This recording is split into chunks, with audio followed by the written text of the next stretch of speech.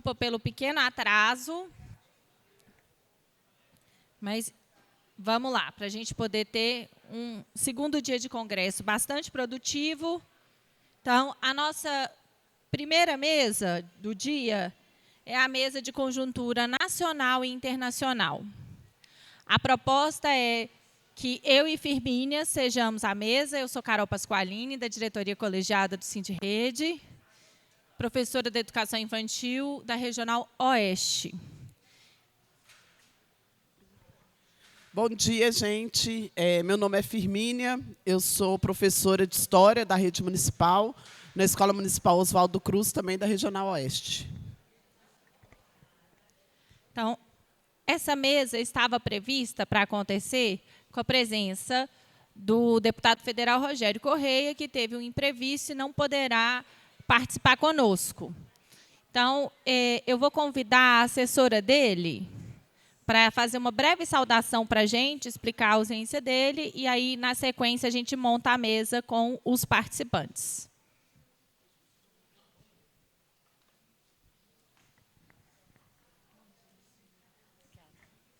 Muito bom dia, muito obrigada aí, pela oportunidade.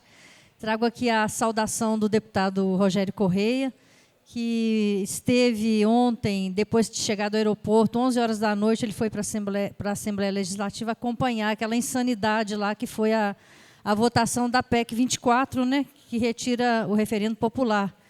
E ele saiu de lá de madrugada e me passou uma mensagem, na madrugada ainda, pedindo para justificar que ele estava inteiramente sem condições de estar aqui hoje, por causa dessa situação. Muito cansado de acompanhar, não só lá em Brasília, os embates da CPMI mista do INSS, que ele está lá brigando ferozmente, nos defendendo, mas também esteve do aeroporto direto lá para a Assembleia e, infelizmente, ele não deu conta de cumprir esse compromisso importante aqui. E eu também trago minha saudação, já fui assessora do Sindiúte por 8 anos, naqueles tempos antigos, de 85 a 93, eu fui assessora. Isso, a Consola está lembrando aqui que fiz um documento, um debate sobre a questão da saúde mental, da categoria. Então, eu agradeço e muito bom dia, bom trabalho para todas vocês e todos, que esse congresso saiba fazer retirada de posições e documentos que melhorem bastante a situação da categoria de trabalhadores em educação. Muito obrigada. Bom dia. Obrigada, Neidinha. Então, pessoal, a Neidinha falou algo muito sério. Ontem, ao final da plenária da tarde, fizemos uma manifestação contrário à privatização da Copasa. É muito importante as pessoas entenderem o que é essa PEC 24. Ontem, às 4h20 da manhã, hoje, aliás, foi votado na Assembleia Legislativa de Minas Gerais uma alteração da Constituição de Minas Gerais. A Constituição de Minas Gerais protege as empresas estatais para que elas só possam ser privatizadas, vendidas, caso tenha uma consulta, um referendo popular, e a população autorize o governo a fazê-lo. O governo Zema vem tentando um ataque contra as empresas estatais. Especificamente, a PEC 24 mira a Copasa. Os companheiros trabalhadores da Copasa estão em greve desde terça-feira.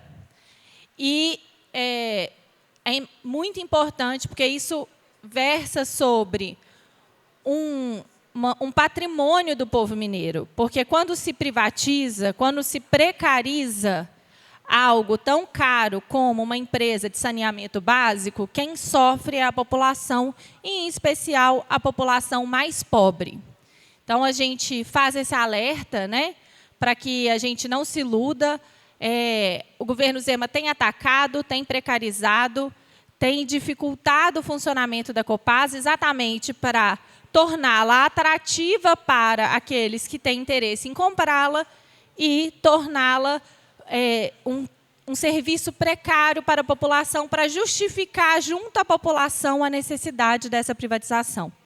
Mas vários exemplos, como do Rio de Janeiro, de São Paulo, provam que a privatização ela não melhora, ela piora e piora para aqueles que são mais pobres, para aqueles que são mais vulneráveis, inclusive porque a Copasa hoje tem a tarifa social, que é para aqueles que são mais vulneráveis, eles não têm a obrigatoriedade desse pagamento da conta de água como os demais, por entender que água, como está na Constituição Federal, saneamento básico é um direito da população, um direito básico.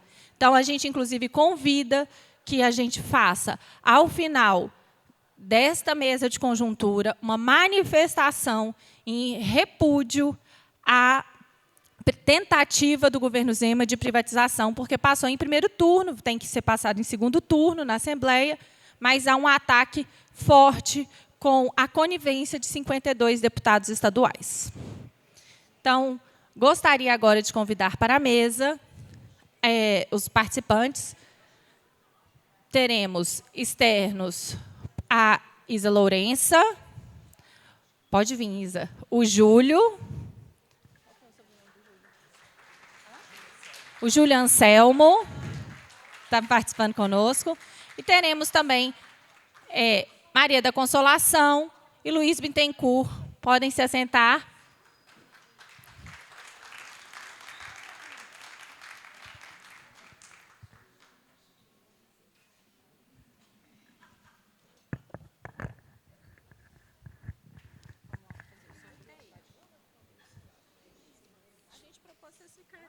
Eu acho que você sentar aqui é melhor. Então tá. A gente vai fazer a linha das mulheres e a linha dos homens. Rapidamente. Vamos sortear a ordem.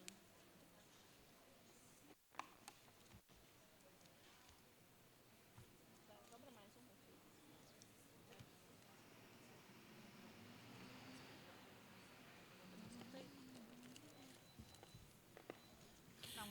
Gente, essa mesa vai ser o seguinte, cada palestrante vai ter 12 minutos de intervenção.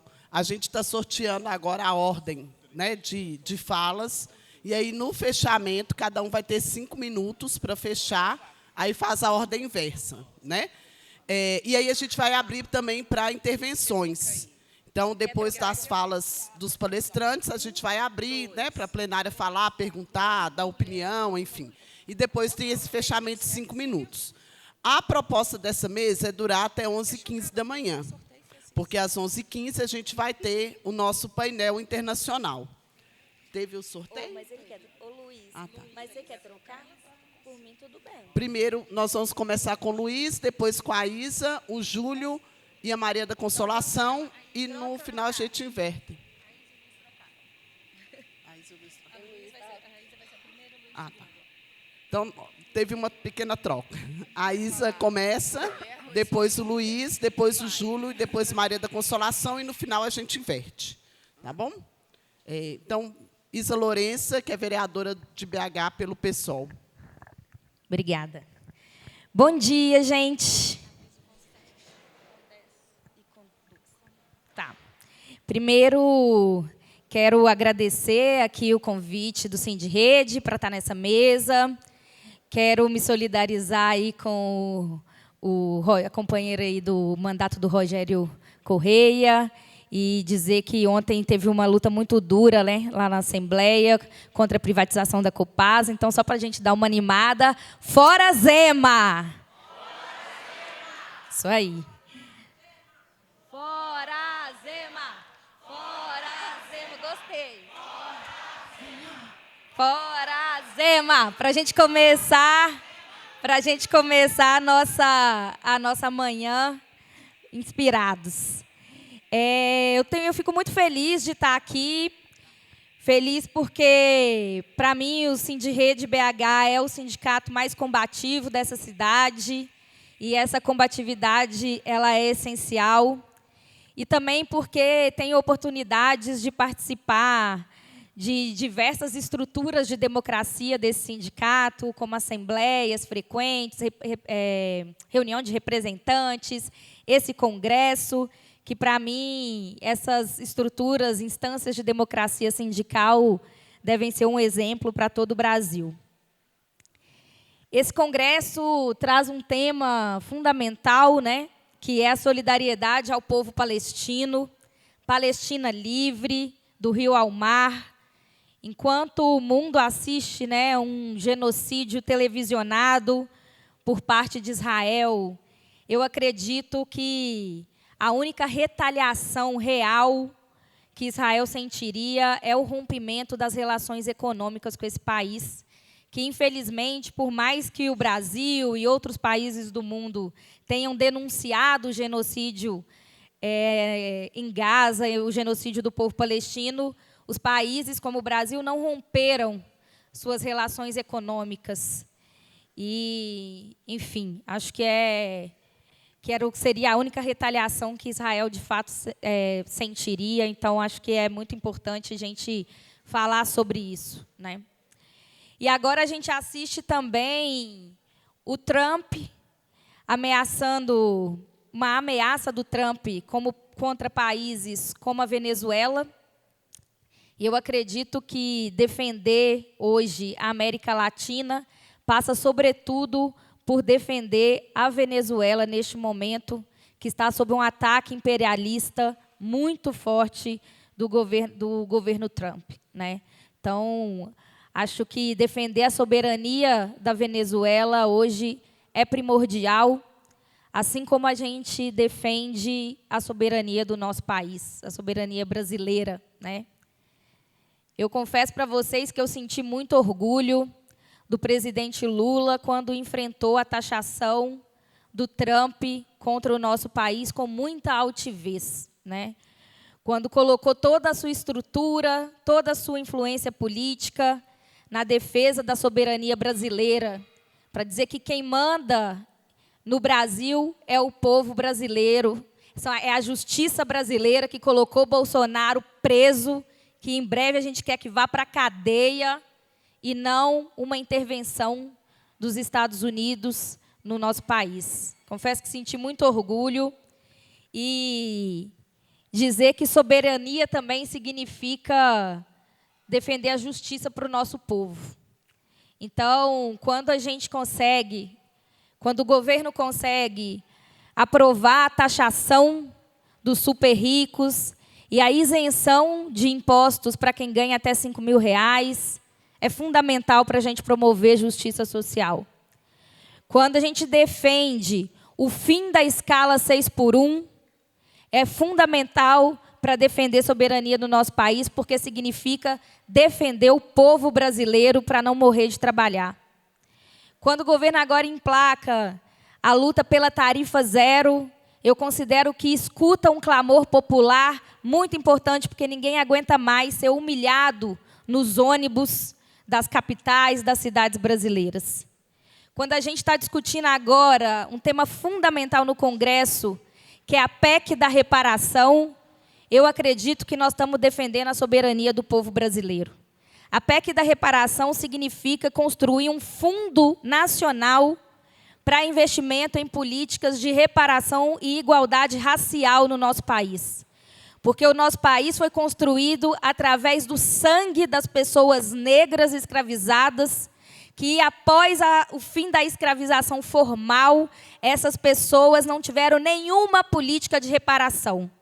É como se eu pegasse seus pais, escravizasse eles e depois dissesse para eles: agora você está livre, pode morar na rua. E não dar nenhuma política de reparação. Então, debater hoje a PEC da reparação e igualdade racial no Congresso Nacional também é uma pauta prioritária para o povo brasileiro. Então, eu acredito que essas são pautas fundamentais. E eu sou daquelas, gente, que apoia o que está certo, que critica o que está errado, porque acho que é assim que funciona quem tem pensamento crítico no nosso país. Então, por exemplo, agora nós também tivemos a autorização para a Petrobras perfurar a Amazônia. E, para mim, isso é um erro grave. Porque nós estamos diante de uma crise ambiental, uma crise climática. E se muitos acham que o petróleo é soberano, eu acredito que soberano é ter ar para respirar, é ter água potável para beber. E se a gente acabar com a Amazônia, nós acabamos com a possibilidade de vida no nosso planeta. Então, acredito que foi um grave erro do governo federal, do governo Lula, leiloar e perfurar a Amazônia em busca de petróleo. Por isso que nós, do PSOL, nós temos uma posição independente diante do governo federal. Então, votamos a favor da taxação dos super-ricos, votamos contra o arcabouço fiscal, os nossos deputados federais votaram contra o arcabouço fiscal no Congresso. E acreditamos que essa tem que ser a posição de quem defende, de fato, um Brasil justo. Agora, de toda forma, também nos preparamos para o ano que vem enfrentar novamente uma eleição extremamente difícil, que vai ser a eleição presidencial e para os deputados federais e estaduais, porque a extrema-direita segue com muita força. Basta a gente ver o resultado das eleições municipais, né, aqui no ano passado. A extrema-direita, que já tinha muita gente, né, que já tinha muitos vereadores, conseguiu aumentar na Câmara de Belo Horizonte. Então, eu fico, de fato, impressionada como o discurso de ódio é o que mais tem apelo na Câmara de BH, um discurso de ódio contra as feministas, contra as pessoas travestis e transexuais, contra as pessoas em situação de rua. Então, a gente precisa se preocupar com isso, porque o enfrentamento à extrema-direita, para mim, é uma questão de sobrevivência. No segundo turno do ano passado, nós ficamos entre um candidato de extrema-direita, que persegue, inclusive, professores, que defende censura, que idolatra ditadores, torturadores, e um candidato de direita, né? Então, por hora, eu acredito que nós nos livramos, né? No ano passado, nós conseguimos nos livrar de um fascista governar Belo Horizonte. Isso é verdade. Mas nós não conseguimos avançar em pautas para o nosso povo. Então, vocês viram o que foi a votação do projeto de lei do Busão 0800, né? Nós conseguimos fazer um projeto para mudar o financiamento do transporte público na nossa cidade, que tinha benefício para todo mundo, que tinha benefício para a população, para poder circular pela cidade, benefício para as contas públicas, para a gente poder não ter esse subsídio bilionário que vai para a mão das empresas de ônibus sem controle. A gente tinha benefício para o comércio da cidade, que para poder ter circulação, os pequenos comerciantes iam economizar muito com o Vale Transporte e iam vender muito mais com a tarifa zero. Mas tinha um setor contra esse projeto. Os grandes empresários, e eu estou falando grandes empresários como o dono das construtoras, os donos dos grandes supermercados e os donos das empresas de ônibus. E foi para eles que o governo Álvaro Damião trabalhou para derrotar o projeto da tarifa zero na Câmara Municipal. Então, a gente viu isso, a gente viu uma dificuldade muito grande de dialogar com os servidores, inclusive os trabalhadores dessa categoria aqui, quando fizeram suas greves.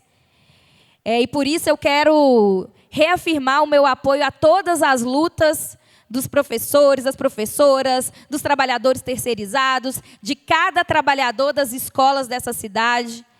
Podem contar sempre com o meu apoio, porque eu acredito que nada avança sem luta. Nada. Com luta, às vezes, a gente não consegue uma vitória imediata. Mas eu tenho levado para mim um lema que é o seguinte: o dia que se planta não é o mesmo que se colhe. Então, às vezes, por mais que a gente não consiga uma vitória imediata, a gente prepara o terreno para essas vitórias acontecerem.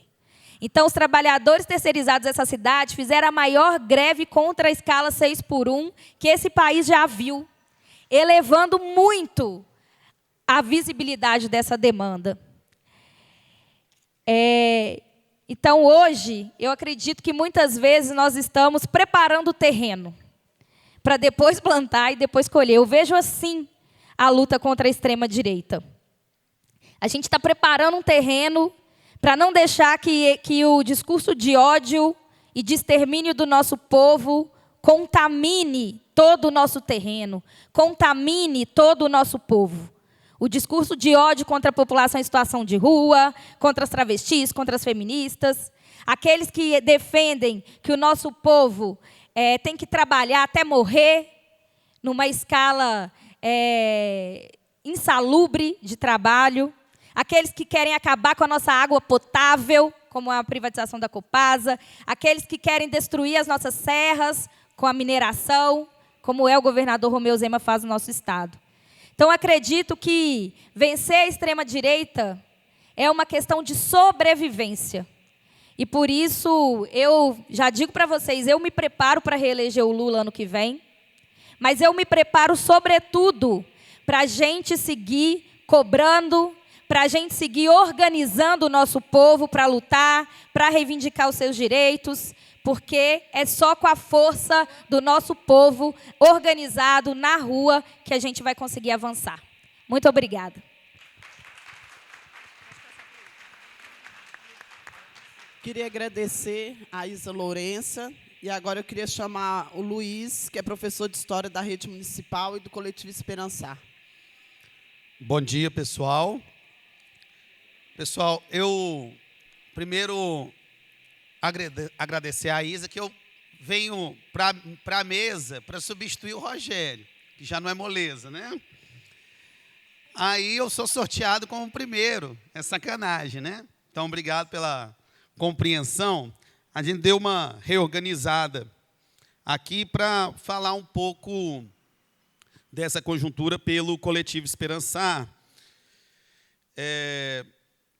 Pessoal, há uma convicção muito grande que a gente tem nesse momento, é que nós vivemos efetivamente tempos de guerra, né? Tempos nos quais a disputa pelos rumos do que nós chamamos de humanidade está em curso, né? É um momento muito crucial da história, com uma disputa geopolítica muito clara. Em nossa avaliação, nós temos, de um lado, um bloco que representa o passado colonial, certo? Um bloco liderado pelos Estados Unidos e pela OTAN, que tem um papel nefasto, teve e continua tendo papel nefasto no mundo, e há uma emergência de novas forças no mundo multipolar, no qual o Brasil faz parte disso. O Brasil, quando integra os BRICS, ele faz um jogo do tamanho que é esse país. O Brasil não é um país qualquer no mundo. O Brasil é uma potência importante, um país com mais de 200 milhões de habitantes, um país com mais de 8,5 milhões de quilômetros quadrados, industrializado, com a classe trabalhadora volumosa, com recursos naturais. Então, a gente é muito importante nessa cadeia global.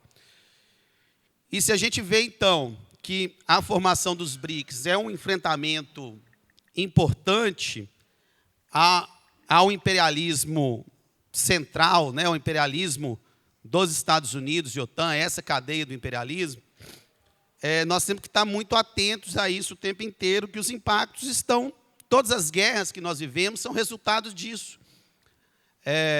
A guerra da Ucrânia é o resultado da disputa geopolítica internacional envolvendo esses blocos.